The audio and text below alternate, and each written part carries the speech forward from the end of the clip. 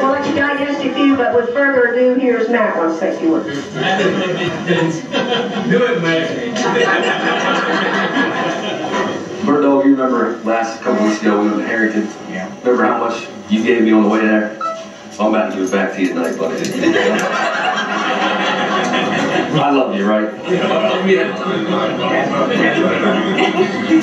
First of all, I just want to thank everybody here for coming out to help commemorate 70 years of a true Del Mar legend. Oh, Unky Bird Dog. We've had a great affair here tonight. We have some spectacular food, some great people, and some really good energy. But me personally, I think the best part of the whole day is the fact that this is the first Bird Dog function that I've ever attended that I haven't actually had to buy a raffle ticket. You all know how it is, right? Every time a casino night or a spaghetti dinner or something pops up over at the firehouse, Bird Dog runs you and chases you down, and what's he say? You don't want to buy that ticket? How cost you not $225? Nah, miss, I don't want to buy the ticket. Oh, come on, you tie that.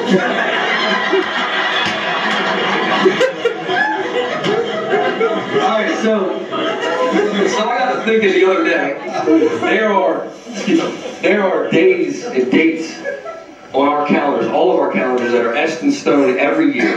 We know what they're for, we know what we're supposed to be doing, and they're usually special occasions. For instance, Halloween is October 31st, Ryan's favorite holiday. December 25th is Christmas, January 1st, New Year's Day, February 14th, Valentine's Day, so on and so forth. But to us Triglias and us Del Mar folk, there is one day on our calendars that we remember more than all of them. And that's because Bird Dog reminds us of it all year long. I forget March 10th. You take me. That's right, March the 10th. March 10th is a special date, and I remember it more than my own birthday. And you know, I'm thinking that we come from a special town, and we have a special family. And I feel like we kind of deserve our own holiday. So what better day to make that holiday than Bird Dog's birthday? So here I am, mark it down, March the 11th, 2012, and I'm officially declaring the official Del Mar Triglia holiday, and let it be called Not Forget March 10th. And to commemorate that day, I put together this special hat for you, Bird Dog. It says, Not Forget March 10th. It's got a picture of an actual bird dog on it, and on the back it says, Turn me loose.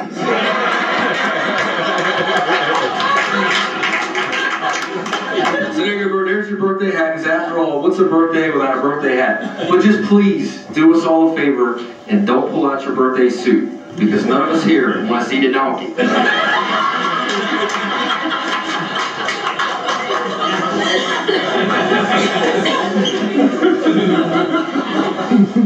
Alright, so I'm often asked to speak at these functions, mainly because I have the biggest mouth and I never really know when to shut up, which is kind of saying a lot coming from the Triglias. But when I first start thinking about what I'm going to say, I start kind of going through my mind of what the person I'm speaking about means to not only me, but what they mean to all the people that I'm speaking to. And it was easy with Bird. Very simple. It's consistency. Bird Dog is just always Bird Dog. He's always consistent. 24 hours a day, 7 days a week. You know what you're getting from him, and he's usually in pretty good spirits. Yeah, there might be a time where he might hit Justin over the head with a pallet or throw a hand truck at Dobby. But for the most part, Bird Dog is just himself, and that means so much, especially in a time when feelings are always changing and emotions are always running high. It's great to have somebody to turn to, such as Bird, for that. And beyond that, he's a great help to everybody. I think my mom touched on that. He's great help. You always call him Bird Dog. Whenever you need something lifted, Bird Dog is there. Whenever you need something carried, Bird Dog is there. Whenever you need somebody to lean on, Bird Dog is there. Whenever you need a good time, you always know you can call 846-2141. But for the most part, Bird Dog's a great person, Bird Dog. And I want to tell you, from everybody here in this room, how much you mean to all of us, and we thank you for everything you do for us. We love you very much, buddy. But we're not the only people that feel this way. there was one more person that felt that way, and that's your dad. Like my mom said, Bird Dog was Pop-Pop Joe's right-hand man. Pop-Pop always called on Bird Dog for help. And I can remember times back in the terminal when we were working and we'd be on the truck, loading trucks, whatever, excuse me, and we're loading freight and Pop-Pop would run over and he'd always go, "Oh! Oh! I'll wait just a damn minute now, you're screwing everything up. What the hell are you doing?" But hold on, I got just a damn solution. Vincent, get over here. I need you to bring me 1 block of wood and a hand truck. That was Pop-Pop's solution for everything. Just Vincent, a block of wood, and a hand truck. To this day, I'm actually convinced that Rome was built, at least part of it, by Pop-Pop Joe, Vincent, a block of wood, and a hand truck. And Vince would run right over there, kind of like that little dog that helped out the Grinch Who Stole Christmas. You know, he'd just run right over to him, and he'd be right there, and Vince would start doing what his dad wanted him to do, and 5 or 10 minutes into it, you hear, "Vincent, what the hell are you doing? Now you're screwing everything up. If I wanted it messed up, I'd have called Brock Layton to come help." And then Bird Dog would fire back, "Ah, Dad, go home. You big pain in the ass. Now, won't pay for it."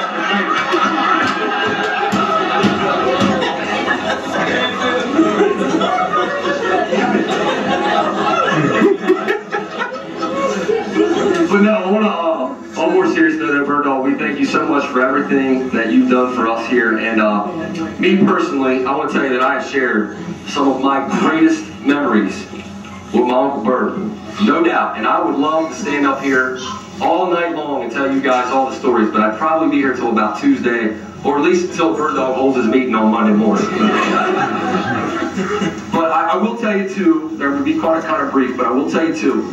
And one is when I first noticed that Bird Dog had a sensitive side. We were delivering freight together, and we were in Milton. I never forget it. We were riding down the road, and I wasn't paying attention. Go figure. I was looking at some freight bills, and I keep hearing, "Hey, look up, look up, look up." I just ignored it. Just kept looking at the freight bills. All of a sudden I hear, "Man, that's Duck, that's Duck, that's Duck." I said, "Well," I look up, all of a sudden there's all these little tiny baby ducks crossing the street. And unfortunately I didn't stop in time. Nobody here works for PETA or anything like that, but I didn't get stop time. And I took these ducks out, and Bird Dog looks and said, "Oh man, you got a duck." So he cussed me all the way back to the terminal for that, right? So we get to the terminal, we walk in, and he's kind of quiet at this point. He went from mad to kind of a little bit upset. And Tony comes over to me and said, "What's wrong with Vince?" I said, he's mad at me. I said, "Well, what did you do?" I said, "Go ask him." So he goes there and said, "Vincent, what's wrong with it?" Vince is saying, he said, "Vincent, what is wrong with it?" He said, "Oh man, killed that little duck." And Tony said, "Dude, what? Matt killed a duck? How did he kill a duck?" "Okay, Nino, let me tell you." And they ride down the road, and they say, "Man, look up, look up." "Now, man, look up." "Give me that, hey, Matt, that duck, that duck." After a while, man, look up. After a while, now you see Matt stop. Next thing you know, Matt hit that duck, and he'll quack, quack, quack.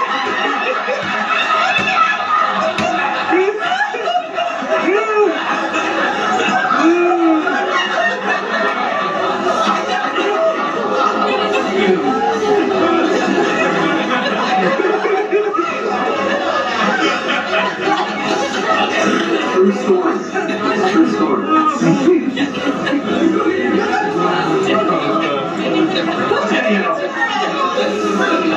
Anyhow, so the next story I want to tell, it's not really that involved, it's not really super funny or anything like that, but it means the most to me. It's probably my first memory of Vince. I remember it like it was yesterday. I was probably about 6, 7 years old, and my mom T had asked me and Vincent to go pick up a prescription for her over at the Edge Hill in Delmar, the old Edge. Actually, not the old Edge Hill, the one that they put inline over next to the food line, the second one they built. So we go up there and we get the prescription and we come back. And when we returned home that day, I'll never forget it. It was my mom and Aunt Ann and Aunt Ida and the whole bunch up there. But when I returned home, I was given a special ability. I was forever able, from that day forward, to talk and imitate Bird Dog. And Bird Dog, you were a little bit mad at me that day. But I want to tell you tonight, buddy, in front of everybody.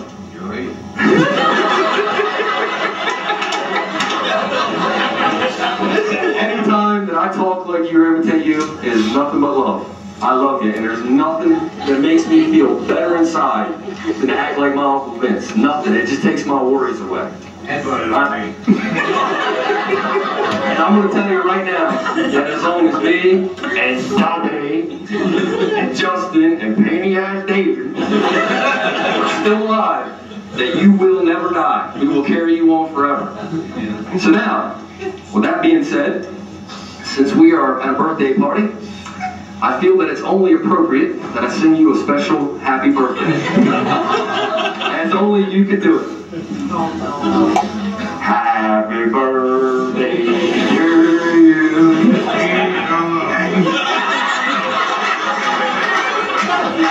Happy birthday, maybe one, maybe two. Happy birthday, dear. I heard you say it. Man, you don't Dobby, happy birthday to you, son of a bitch.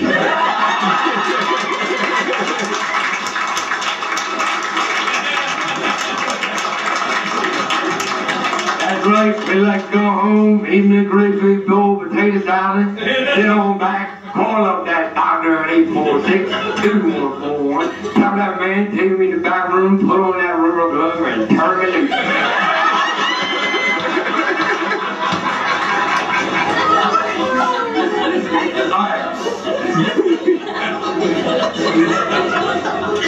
Alright, now before I sit down, and I know I'm wearing my welcome hat, I usually do it when I do these things. I want to address one more thing on a more serious note, and that's the state of our family. Over the past few months, we have been dealt a great deal of adversity, and it's a little bit unusual for us, because for the most part, we are very blessed and very fortunate.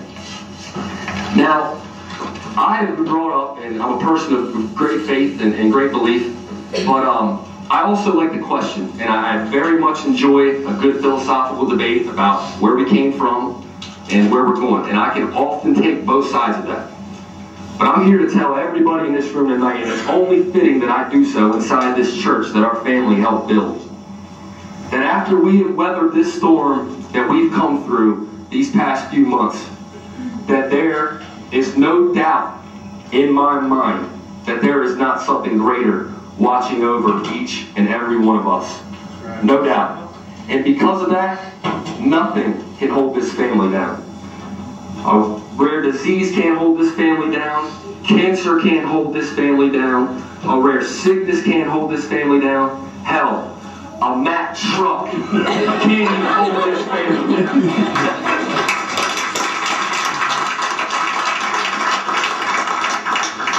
And so, I think we owe a few people a great deal of gratitude. I'd like for everybody to please raise whatever is in their glasses or plastic cups to all of our eyes in the sky.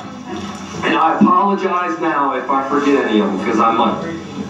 But here's the Mama T, here's the Pop-Pop Joe, here's the Aunt Dolly, to Uncle Beebe, to Aunt Anna, to Aunt Stella, to Aunt Angeline, to Uncle Angelo, Uncle Benny, Aunt Helen. I don't know if I forgot any, but if I have, I'm really sorry.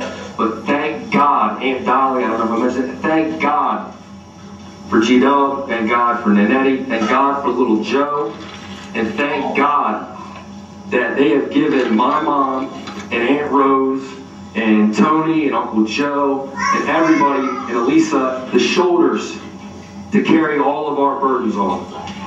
And on this day, most importantly, thank God for Bird Dog. Happy birthday. Happy not to give more tip. Merry Christmas. Kiss my ass. Go to hell, you son of a bitch.